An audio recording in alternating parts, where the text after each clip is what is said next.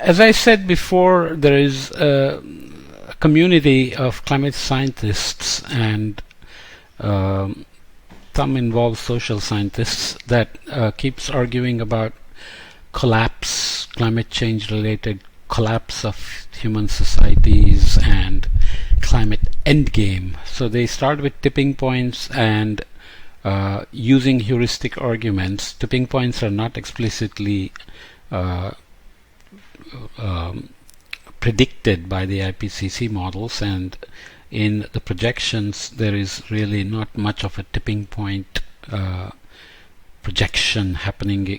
You can think of Arctic sea ice collapsing, maybe some ice sheets over Greenland or Antarctica collapsing, some ecosystems collapsing, Amazonia disappearing, and so on. But these are not predicted projected by any of the IPCC models. But this group uses heuristic arguments to say that we are closer than we realize to these tipping points, which are kind of almost not completely robust science. They are scientific arguments. So now some members of that community are calling for something called planning for the climate end game. They say we are not planning enough for the end game. So to look at that, let's start by looking again a little bit at the number of endangered species, which is argued to be rising. So this is from the International Union of Conservation Network. Number of animal species of the IUCN on the IUCN Red List by class include mammals, reptiles, birds, insects, amphibians, mollusks like snails, fish, and others. So you can see that the list is growing 2007 to 2020, and this is the other invertebrates that include spineless animals such as crustaceans, corals, and arachnids, spiders, and scorpions.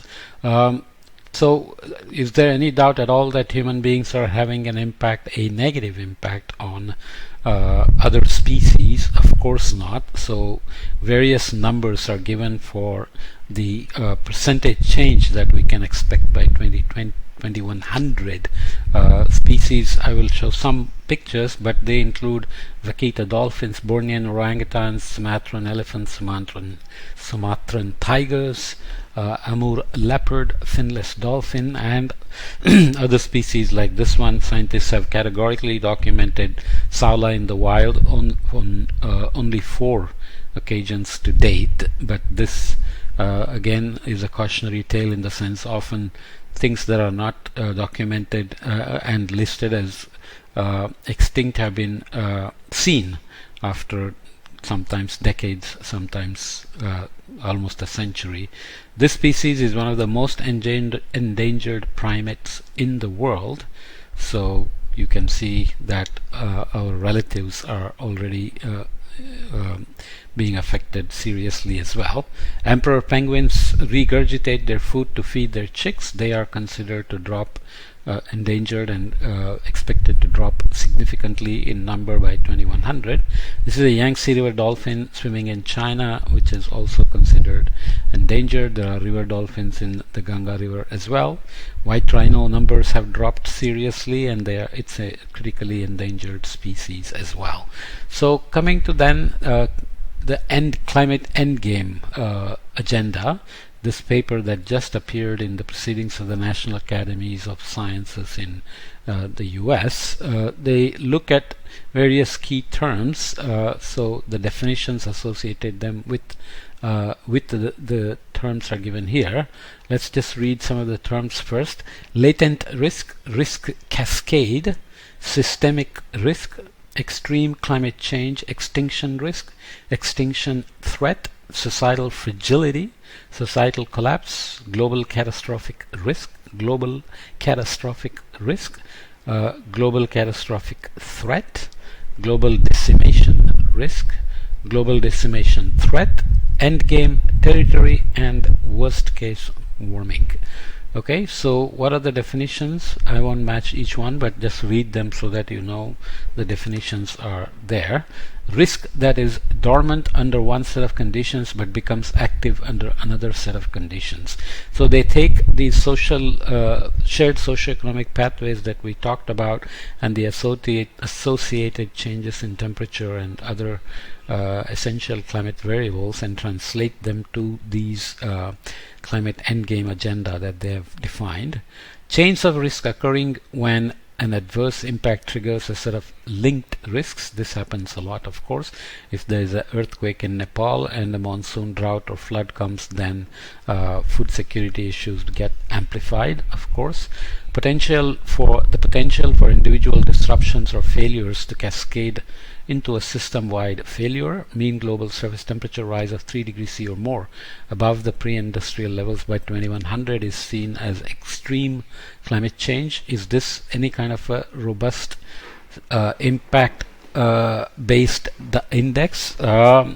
Retroactively fitted, just like the 2 degree C target, which came out of Bill Nordhaus hypothetical limit, and then people have gone back in the past and tried to look for impacts at 2 degrees C, but of course you're comparing a little bit or apples to oranges when you do that as well.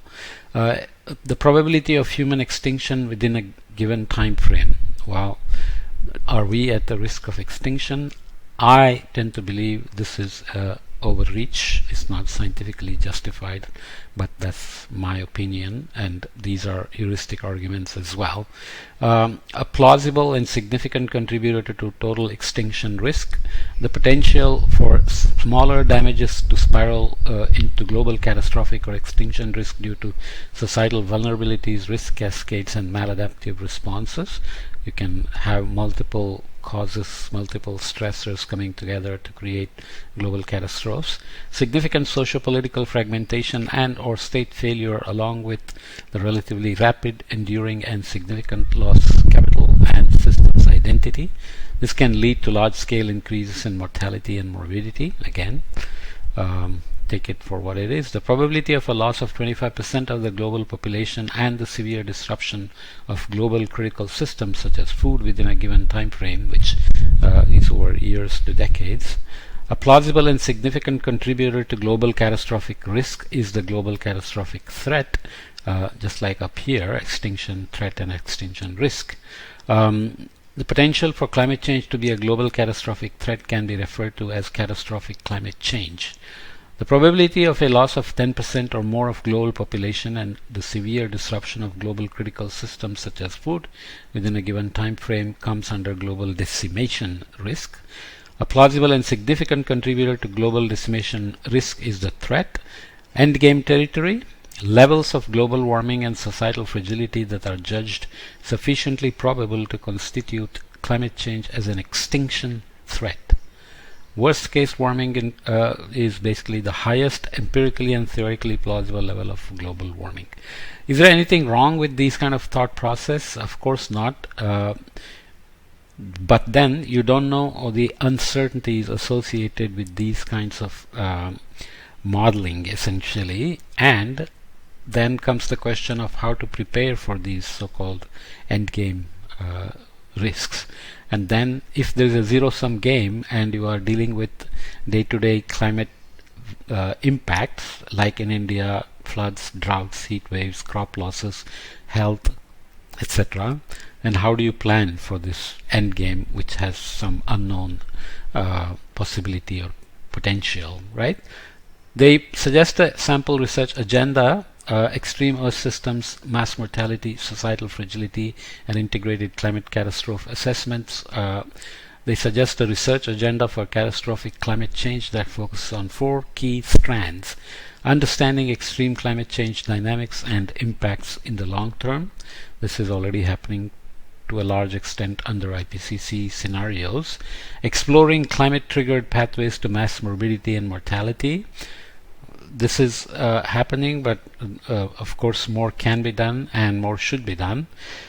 But the link to Endgame again could be tenuous. One has to see that more carefully. Investigating social fragility, vulnerabilities, risk cascades, and risk responses. Again, the argument in the paper is that we are not planning enough for these in terms of the climate endgame. And synthesizing the research findings into integrated catastrophe assessment. Wow.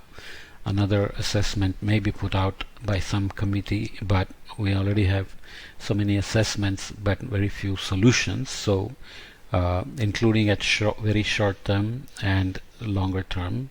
So what are the socially relevant timescales at which we have to plan, where the information is actually quite certain in terms of the directions we want to take? How do we adapt maladaptation? How do you avoid maladaptation? Basically by having reliable information with minimum uncertainty, right? So this is their figure, cascading global climate failure. This is a causal loop diagram, and in which a complete line represents a positive polarity. For example, amplifying feedback, so positive feedback, not necessarily positive in a normative sense. And a dotted line denotes a negative polarity, meaning a dampening feedback. Okay, I'll go through this. So here we are, global warming cascading into vector-borne diseases, sea level rise, which can then affect food, fuel, and water shortages. So resource scarcity. Vector-borne diseases, of course, affect mortality, which is also affected by food, fuel, and water shortage.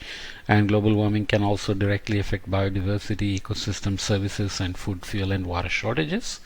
Extreme weather events and economic inequality, which can feed into, together with sea level rise, climate refugees, displacements, international and local conflicts, and mortalities, and stage fragility, so vulnerability of the societies and communities, which affects and feeds back to food, fuel, water shortages, which itself can also feed back to international and local conflicts, and so on and so forth. So these kind of flow diagrams, they make sense, of course, but the question is, how do the uncertainties get added up, going from there to there and claiming extinction risks and so on. So generally it's a bit too alarmist for me, and while there is a potential for any such thing, unless we can put a reasonable risk number at local level. See, this is not at local level. These are arguments made at global level. How do you convert it into local risks, and how do you get local action? All global warming is local. Nobody lives in global mean temperature or global mean sea level.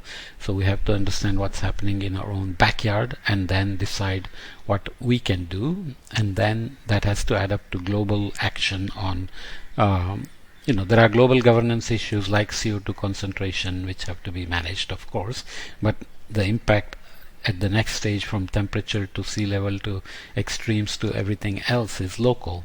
So how do you create information at actionable, useful, usable, used information at local levels to add up to global climate action? That's not easy. So adding these kind of probabilities is interesting, but I'm not sure at this stage what to do with that. Okay, so I just wanted to include it just because it's out there and it will be discussed, but I want to come back and end this chapter on a positive note on what human beings can do with their conservation efforts. So one toki bird in Japan has been brought back to an island from where it disappeared.